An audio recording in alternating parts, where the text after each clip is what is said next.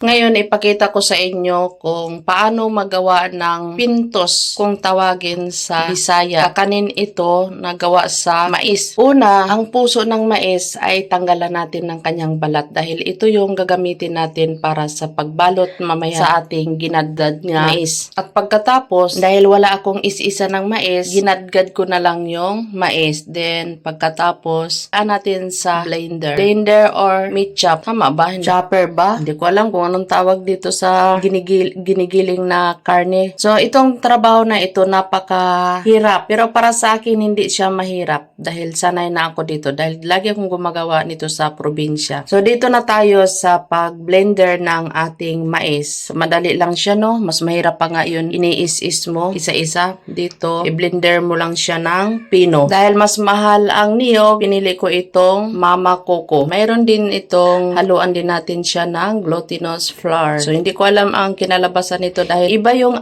mais dito at iba yung mais sa probinsya. Yan, ihalo na nga natin ang ating Coco Mama. Then, i-boost na rin natin ang ating glutinous flour. Then, paghalo-haloin lang natin to sa malaking kawali hanggang sa matunaw yung asukal. At pagkatapos, ating isalang na. Para medyo matuyo-tuyo lang yung kanyang tubig-tubig dahil matubig talaga yung mais. Para maglapot lang siya bago natin balutin. Para pag binalot natin, hindi natagas yung gata, yung kanyang sabaw. At pagkatapos nga natin maluto, at ito na nga, umpisahan na natin dito sa pagbalot natin dito sa sarili niyang balat. So, ganito lang ang pagbalot. So, hassle, diba? At pagkatapos, atin ang isalang sa apoy. Ganito na nga ang ating pintos, kung tawagin sa Bisaya. Ayan. Sobrang masarap ito, kaso lang, hindi ko nakuha yung texture na gusto ko. Ang gusto ko kasi yung medyo matigas. Malambot kasi dito yung mais, guys, kahit